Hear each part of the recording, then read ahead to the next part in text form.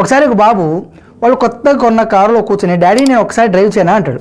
వాళ్ళ డాడీ నవ్వుకుంటూ చెప్తాడు షూర్ డ్రైవ్ చేయి అంటాడు.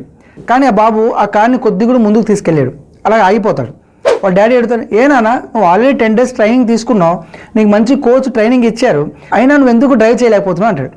డాడీ అప్పుడు అంటే నా పక్కన ఆ డ్రైవర్ ఉన్నాడు, తను ఎక్స్పీరియన్స్ మొత్తం నాకు చెప్తున్నాడు, ఎలా డ్రైవ్ చేయాలో నాకు చెప్పాడు, నాకు కాన్ఫిడెన్స్గా ధైర్యంగా ఉంది, నేను ముందుకు నడపగలిగాను. కానీ ఇప్పుడు నా పక్కన ఎవరు లేరు, ఆ డ్రైవర్ కూడా లేరు, ఇప్పుడు నడపాలంటే నాకు భయంగా ఉంది. అది కూడా రోడ్ మీద చాలామంది వస్తున్నారు వెళ్తున్నారు, వాళ్ళందరూ వెళ్ళడం ఆగిపోతే రోడ్ మొత్తం క్లియర్గా ఉంటే అప్పుడు నేను నడుపుతాను అంటాడు. అప్పుడు డాడీ నవ్వుకుంటూ నాన్న లైఫ్ కూడా ఇలాగే ఉంటుంది, ఎప్పుడు సాఫీ రోడ్ లాగా ఉండదు, మనకి ప్రాబ్లమ్స్ వస్తూనే ఉంటాయి, ఎప్పుడు ఏ ప్రాబ్లం వస్తుందో మనకు తెలీదు, మనం గ్రహించలేము, మనం గ్రహించేలోగే ఆ ప్రాబ్లం వచ్చి మన డ్యామేజ్ ఎంత చేయాలో అంతా చేసి వెళ్ళిపోతుంది. కాబట్టి మనం ముందుగానే అలర్ట్గా ఉండాలి.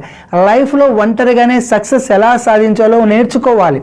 ప్రతి క్షణం మన లైఫ్లో పరీక్షే, దాన్ని ఫేస్ చేసుకుంటూ ముందుకు వెళ్ళడమే లైఫ్ అనేది.